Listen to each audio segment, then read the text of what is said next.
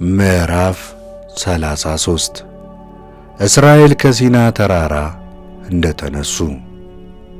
እግዚአብሔርም ሙሴን እንዲህ ብሎ ተናገረው። ሂድ፣ አንተ ከግብፅ ካወጣው ሕዝብ ጋር ለአብርሃምና ለይስሐቅ ለያዕቆብም ለዘራችሁ እሰጣታለሁ ብዬ ወደ ማልሁባት ምድር ውጣ። መልአኬንም ከአንተ ጋር በፊትህ እልካለሁ። ከነዓናዊው አሞራዊውንም ቄጤዮናውያንንም ፌርዜዮናውያንንም ጌርጌሴናውያንንም አዌዮናውያንንም ኢያቡሴዮናውያንንም ያወጣቸዋል። ወተትና ማር ወደምታፈሰው ምድር አስገባሃለሁ።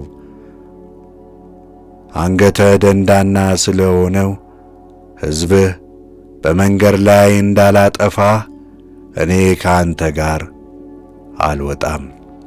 ሕዝቡም ይህንን ክፉ ወሬ ሰምተው ወደ ታላቅ ሐዘን አዘኑ። እግዚአብሔርም ሙሴን ለእስራኤል ልጆች እናንተ አንገተ ደንዳና ሕዝብ ናችሁ፣ ሌላ መቅሰፍት እንዳላመጣባችሁ እንዳላጠፋችሁ ተጠንቀቁ። አሁንም የክብር ልብሳችሁንና ጌጣችሁን ከእናንተ አውጡ፣ የማደርግባችሁንም አሳያችኋለሁ በላቸው አለው። የእስራኤልም ልጆች ከኮሬብ ተራራ ጀምረው ልብሶቻቸውን ጌጦቻቸውንም አወጡ። የሙሴ ድንኳኑን ወስዶ ከሰፈር ውጪ ይተክለው ነበር፣ ከሰፈሩም ራቅ ያደርገው ነበር። የምስክሩም ድንኳን ብሎ ጠራው። እግዚአብሔርም የፈለገ ሁሉ ከሰፈር ውጪ ወዳለው ወደ ድንኳኑ ይወጣ ነበር። ሙሴም ከሰፈር ውጪ ወዳለው ድንኳን በሄደ ጊዜ ሕዝቡ ሁሉ እያንዳንዱም በድንኳኑ ደጃፍ እየጠበቀ ይቆም ነበር። ሙሴም ወደ ድንኳኑ እስኪገባ ድረስ ይመለከቱት ነበር። ሙሴም ወደ ድንኳኑ በገባ ጊዜ አምደ ደመና ይወርድ ነበር፣ በድንኳኑም ደጃፍ ይቆም ነበር። ከእግዚአብሔርም ሙሴን ይናገረው ነበር። ሕዝቡም ሁሉ አምደ ደመናው በድንኳኑ ደጃፍ ሲቆም ያየው ነበር። ሕዝቡም ሁሉ ተነስቶ እያንዳንዱ በድንኳኑ ደጃፍ ይሰግድ ነበር። እግዚአብሔርም ሰው ከባልንጀራው ጋር እንደሚነጋገር ፊት ለፊት ከሙሴ ጋር ይነጋገር ነበር። ሙሴም ወደ ሰፈሩ ይመለስ ነበር። ነገር ግን አገልጋዩ ብላቴና የነዌ ልጅ ኢያሱ ከድንኳኑ አይወጣም ነበር። ሙሴና የእግዚአብሔር ክብር።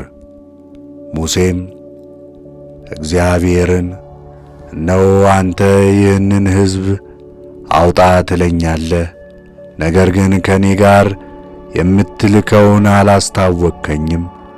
አንተም ከሁሉ ይልቅ አወቅኩ፣ ደግሞም በእኔ ፊት ሞገስን አገኘህ አልኸኝ። አሁንም በፊትህ ሞገስ አግኝቼ እንደሆነ አውቅህ ዘንድ በፊትህ ሞገስ አገኝ ዘንድ ይህን ትልቅ ሕዝብም እንደሆነ አውቅ ዘንድ ተገለጥልኝ አለው። እግዚአብሔርም አለ፣ እኔ በፊትህ ሄዳለሁ አሳርፍህም አለው። እርሱም አንተ ከእኛ ጋር ካልወጣህስ ከዚያ አታውጣን፣ በምድርም ካለው ሕዝብ ሁሉ እኔና ሕዝብህን ተለይተን እንከብር ዘንድ አንተ ከእኛ ጋር ካልሄድክ እኔና ሕዝብህ በአንተ ዘንድ በእውነት ሞገስ ማግኘታችንን በምን ይታወቃል አለው።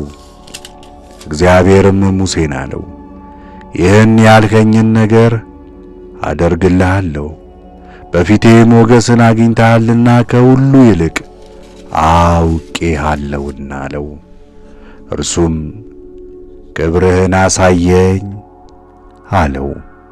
እግዚአብሔርም እኔ በክብሬ በፊትህ አልፋለሁ፣ የእግዚአብሔርንም ስም በፊትህ እጠራለሁ፣ ይቅርም የምለውን ይቅር እላለሁ፣ የምምረውንም እምራለሁ አለ።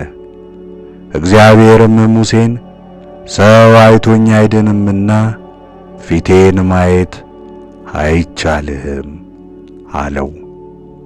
እግዚአብሔርም ሙሴን እነሆ ስፍራ በእኔ ዘንድ አለ፣ በዓለቱም ላይ ትቆማለህ። ክብሬም በዓለቱ ባለፈ ጊዜ በዓለቱ ስንጥቅ ውስጥ አኖርሃለሁ። እስከ አልፍ ድረስ እጄን በላይህ እጋርዳለሁ፣ እጄንም ፈቀቅ አደርጋለሁ። በዚያ ጊዜ ጀርባዬን ታያለህ፣ ፊቴ ግን ላንተ አይታይም።